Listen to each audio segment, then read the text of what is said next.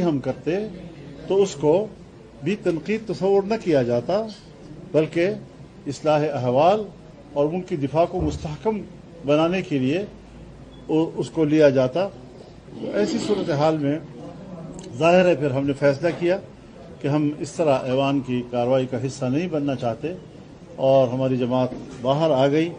तो इस तरह पार्लियामेंट के इजलासों को गैर संजीदा बनाना, बेफ़ायदा बनाना और पूरी कैबिनेट मुकम्मल तौर पर गायब रहना, कोई एक मिनिस्टर नहीं जो ऐवान को जवाब देने वाला हो, कोई तजवीज़ सुनने वाला हो, कोई तनकीद सुनने वाला हो, तो इस पर मुझे एहतजाज भी है, मुझे अफसोस भी है कि इस तरह क्यों सोचा जा रहा है।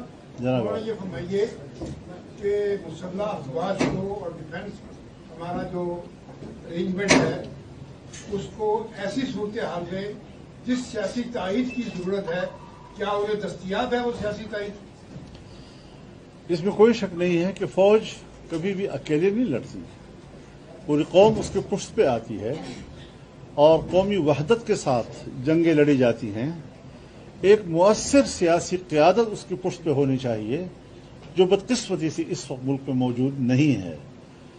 जिनको बाअसर सियासी शख्सियात कहा जा सकता है या जहां वो खड़े हों वहां दुनिया उनको संजीदा लेती है, ऐसी कोई सियासी क़यादत इस वक्त एस्टेब्लिशमेंट की पुष्ट पर हमें नजर नहीं है। साहब ये बताएं कि सलाला चेक पोस्ट के साने से लेकर एबटाबाद के साने तक हमने देखा कि पार्लियामेंट मुतहर्रिक रही, पार्लियामेंट को आला फौजी क़यादत ने न सिर्फ ब्रीफ किया बल्कि लम्हा बलमा सूरत हाल से पार्लियामेंट आगा रहा। सियासतदानों की ये बात पूरी दुनिया में सुनी जाती है, उसको अवलियत दी जाती है, उसको तरजीह दी जाती है सियासतदानों के पास।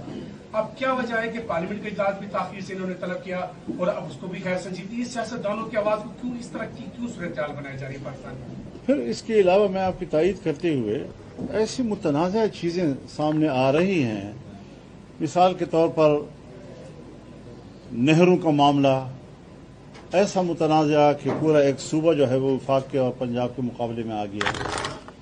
इसी तरीके से माइंस एंड मिनरल बिल जो है वो बलूचिस्तान और सूबा खैबर पख्तूनख्वा में लाया जा रहा है, जो मुतनाज़ा है और जिस पर कौम ने उठना है और लोगों ने इस पर एहतजाज करना है कि हमारे हक के मालिक तुम कब से बन गए हो और किस तरह हमारे असासों पर तुम कब्जा कर सकते हो। इसी तरीके से जब मजहबी हवाले से जो तौहीन रिसालत या तौहीन मजहब के हवाले से अदालतों ने फैसले दे दिए हैं, लोगों को सजाएं सुना दी गई हैं, उसके लिए दोबारा कमीशनें बनाना और उन तजावीज़ पे बात करना, ये मुल्क में तो नए नए हंगामे खड़े करने वाली बात है। लिहाजा हम यही चीज़ें ऐवान में ज़ेर बहस लाना चाहते थे और इनको हम हुकूमत के सामने रखना चाहते थे कि ये वक्त नहीं है इस किस्म की मुतनाज़ा चीज़ों को उठाने का कि हम ऐवान में बैठे रहें और ऐवान में हम हुकूमत की पॉलिसियों पर तनकीद करें। इस वक्त तो एक ऐसी करारदाद की ज़रूरत है कि बाकी सब चीज़ें छोड़ दो, सिर्फ मुल्क की दिफा के लिए हमने मुत्तहिद रहना है और जो चीज़ें हमारे इत्तेहाद के खिलाफ हैं उनके लिए क्या हिकमत अमली। अच्छा मौलाना, ये भी समझ सकते हैं कि अब हुकूमत समझती है कि जो अपोजिशन है उससे किसी किस्म का उसे डर नहीं है, शायद ये भी समझ सकते हैं कि इसलिए वो गैर संजीदा थी। आज अपोजिशन से डरने और न डरने का सवाल है? आज ये कोई बात है? कोई हुकूमत गिरा रहा है, कोई अदलिया जमात की तहरीक ला रहा है? कैसी सवाल आप कर रहे हैं? साहब, कल ब्रीफिंग दी गई सियासी जमातों को, वो कि आप उसमें शरीक नहीं, आपकी जमात का नुमाइंदा वहाँ मौजूद था। क्या आप समझते हैं कि इस सिचुएशन में ब्रीफिंग ही काफी थी? ये ब्रीफिंग भी गैर संजीदा थी। जिनके साथ उन्होंने राब्ता किया वो तो चले गए, अगर हमसे भी राब्ता होता तो जरा हम भी चले जाते। लेकिन सवाल ये है कि इस तरह गैर संजीदा इक़दाम क्यों लिए जाते हैं और किसी को ना इल्म, न पार्टियों को इल्म, न पार्टी क़यादत को इल्म, और वो ब्रीफिंग दिए जा रहे हैं। तो ये सारी चीज़ें जो हैं इस वक्त हालात से कोई मुताबिकत और मुनासबत नहीं रखती। मैं सोचता हूँ कि सिर्फ फौजी सोच और अप्रोच काफ़ी नहीं है, इसमें मजबूत पॉलिटिकल अप्रोच जो है वो होना चाहिए और हमारी स्ट्रेटेजिक पॉलिसियाँ जो हैं वो पूरी कौम की पॉलिसी होनी चाहिए। जैसे आज आपने वॉकआउट इसी तरह कल जंगी सूरत हाल है, आप क्या समझते हैं कि जंग कितने दूर है? देखिए, दूर या करीब होना अलग बात है, तैयारी जो है वो होनी चाहिए और भरपूर तैयारी के साथ हमें हर वक्त अलर्ट रहना चाहिए।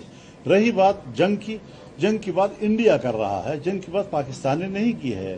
पाकिस्तान ने जवाबन रद्द-ए-अमल दिया है اب بات یہ ہے کہ ہندوستان کی حکومت کو وہاں خود سپورٹ نہیں مل رہی، وہاں اپوزیشن کی سپورٹ ان کو نہیں مل رہی، سیاسی جماعتوں کی سپورٹ نہیں مل رہی، مذہبی جماعتوں کی سپورٹ نہیں مل رہی، اور حکومت وہاں پر بالکل تنہا ہے۔ تو اس صورتحال میں پاکستان کی پوزیشن بڑی مستحکم ہے کہ یہاں ایک ملکی یکجہتی موجود ہے ملکی دفاع کے لیے، جبکہ ہندوستان میں ہندوستانی حکومت کی جو پالیسی ہے اور جس طرح انہوں نے پاکستان کو تھریٹ کیا ہے، میرے خیال میں اس میں کوئی معقولیت نہیں ہے۔ اور اس حوالے سے جو ابتدائی خبریں آئی تھی کہ کس طریقے سے FIR کاٹا گیا، کس طریقے سے پاکستان پر الزام لگایا گیا، یہ ساری چیزیں ایسی لگتی ہیں کہ جیسے انہوں نے بس اجرت بھی کی ہیں اور وہ کوئی سیاسی فائدہ اٹھانا چاہتا تھا مقامی سیاست میں، جو حاصل نہیں کر سکا۔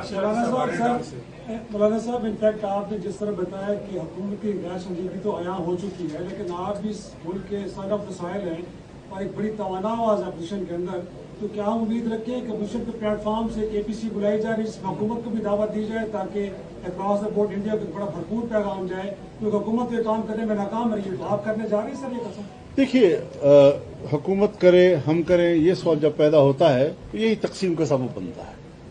اس وقت تو حکومت کو کرنا چاہیے سارا کچھ، اور اگر حکومت خاموش ہے، اپوزیشن اجلاس بلا لیتی ہے، یہ بھی ایک تقسیم کا علامت بنتی ہے۔ تو میری رائے میں یہ سارے سٹیپس جو ہیں اس وقت حکومت کو اٹھانے چاہیے تھی، اور ہم اگر اٹھائیں گے، ہم تو کل بھی اٹھا سکتے ہیں، ہمارا کوئی مسئلہ نہیں ہے۔ ہم نے تو سب سے پہلے بیان دیا کہ آج پاکستانی قوم ایک صف ہے، اور ہم اپنے وطن عزیز کی دفاع پوری ایک قومی قوت کے ساتھ اور سوچ کے ساتھ کریں گے، اور اس سے ایک یکجہتی کی فضا بنی ہے، یقیناً بنی ہے، تو اس کو سبوتار نہ کیا جائے۔ غیر سنجیدگی سے یقیناً پھر داخلی معاملات چھڑیں گے، تنقید ہوگی حکومت پر، اور وہ یکجہتی ختم ہوگی۔ مولانا صاحب، نورین جنجوا جیولوگ سے، مولانا صاحب KPK میں آپ لوگوں کی بڑی نمائندگی ہے، KPK کے جو حالات قابو سے باہر ہو رہے ہیں اور جو دوسرے جو دہشت گرد خارجی اندر آ رہے ہیں اور کافی حد تک اندر آ چکے ہیں، آپ کی پارٹی اس کو کیسے دیکھتی ہے؟ آپ کیا سمجھ رہے ہیں، اس کا کیا حال ہے؟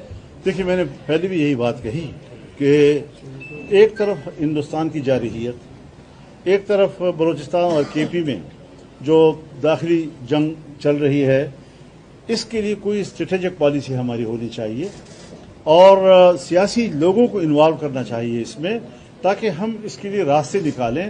اور اگر ایک طرف ہماری پوزیشن جو ہے وہ بہت سنجیدہ ہے، تو دوسرے اطراف پر ہمیں ایک کام کرنا چاہیے، محنت کرنی چاہیے، تاکہ ہم ہمجہت جنگ میں نہ الجھے رہیں، ورنہ ہندوستان ہماری اس کمزوری کا فائدہ اٹھائے گا۔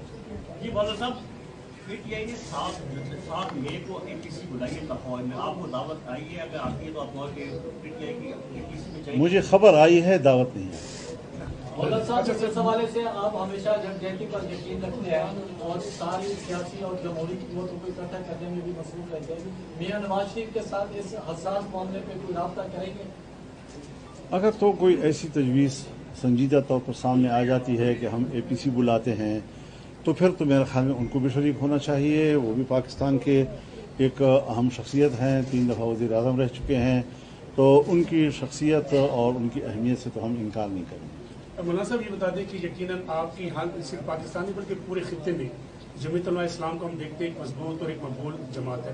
اس وقت جو خطے کی صورتحال ہے اور کشیدگی بڑھتی جا رہی ہے، آپ ایز اے ہول بھارت کی جو BJP اور کانگریس کی قیادت ہے، آپ یہ سمجھے کہ اس وقت جو ہے آپ خطے میں اپنے جمعیت علماء اسلام اس کی نمائندگی، اس کو کیا پیغام دینا چاہیں گے اس صورتحال پر خطے کے؟ میرے خیال میں مودی جی جو ہیں، جو فرقہ پرست ہے اور جو مسلم دشمن تصور کیے جاتے ہیں، اور گجرات میں جب وہ وزیر اعلیٰ تھے تو مسلمانوں کا قتل عام کیا تھا، لہذا اس کو اس کی ذہنیت ایک فرقہ وارانہ ذہنیت ہے۔ ہندوستان کو بھی اس بات کی ضرورت ہے کہ وہاں پر یکجہتی ہو۔ اگر ان کا آئین ایک سیکولر آئین ہے اور اس میں ہندوستان کے ہر شہری برابر کی حیثیت رکھتے ہیں، تو پھر وہاں اس قسم کی ذہنیت اگر حکومت کرے گی تو وہ جس طرح انہوں نے اب الیکشن میں تو شکست کھا گیا تھا، اتحادیوں کے سہارے حکومت کر رہا ہے، پھر اس نے جو تبدیلیاں کشمیر میں کی اور جس طرح ڈیموگرافی کو تبدیل کرنے کی کوشش کی، لیکن الیکشن میں کشمیری عوام نے مسترد کر دیا ان کو، یہ چیزیں ان کے اعصاب کو توڑ چکی تھیں۔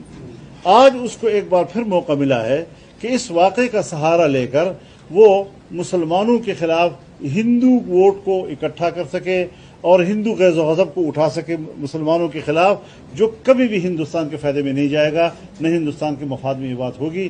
لہذا ایسی صورتحال میں ہندوستانی قوم کو بھی سوچنا چاہیے کہ ایک ایسا فرقہ پرست جو قوم کو آپس میں لڑاتا ہے، جو اپنے ملک کو دوسروں سے لڑاتا ہے، بلا تحقیق لڑاتا ہے اور اندھاپن الزامات لگا رہا ہے، اس صورتحال میں میرے خیال میں اس وقت وہاں جو اپوزیشن کا رول ہے حکومت کے حوالے سے، جو اس کو یکجہتی نہیں مل رہی ہے، اتفاق رائے نہیں مل رہا ہے، اس کی یہی وجوہات ہے۔ بہت شکریہ۔